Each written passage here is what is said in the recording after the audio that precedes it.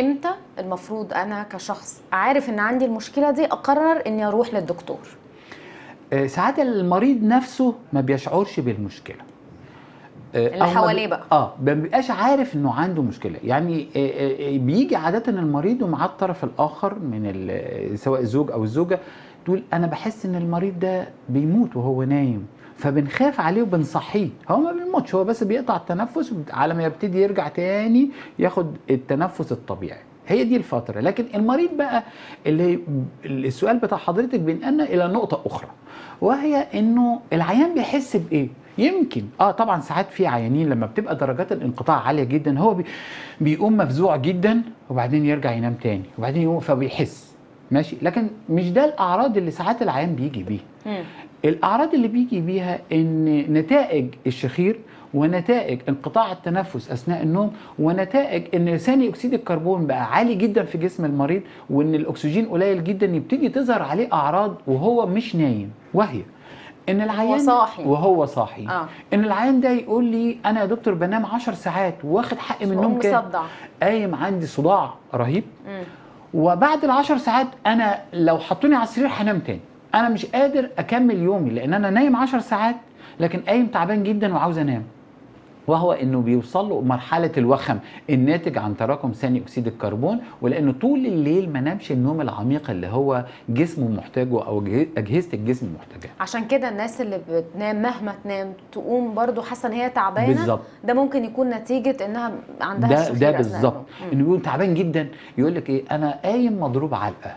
الجمله دي انا قايم مضروب علقه، طب انا قايم نايم 10 ساعات بس مش شبعان نوم، عاوز انام تاني. احساس الوخم، احساس الصداع الفظيع، ان هو العيان ده دايما عنده صداع 24 ساعه وخاصه اول ما يقوم.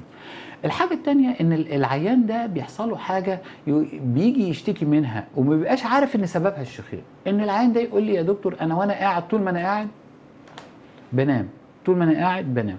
الحكايه دي بتظهر في السواقه. عشان كده كان في دراسه اتعملت ان 60% من الناس اللي بيسوقوا على المسافات الطويله سببها النوم اثناء السواقه ناتج عن انقطاع التنفس اثناء النوم. نسبه 60%، دي دراسه اتعملت في ايطاليا وثابته بهذه الدراسه. يعني مش بس قله النوم، لا. عدد ساعات النوم، لكن الشخير اثناء النوم ممكن يؤدي الى انه وانا سايق يحصل لي مشكله. بالظبط، لانه الشخير وانقطاع التنفس اثناء النوم في 10 ساعات مش مكملين عدد ساعات معين والجسم ما خدش راحته، فبيجبرك في اي حاجه رتيبه زي السواقه مثلا انه ينام. فالعيان طبعا بيحصل له نوم اثناء السواقه، ودي طبعا كوارثها كبيره جدا جدا. طبعا العيان دايما يحس دايما بزياده في ضربات قلبه، دايما يحس باضطرابات في الجهاز الهضمي، طبعا يحس بالتوتر دايما لانه مش شبعان. اضطرابات في الجهاز الهضمي نتيجه طبعًا. الشخير. طبعا لا نتيجه قله النوم والانقطاع التنفس اثناء النوم.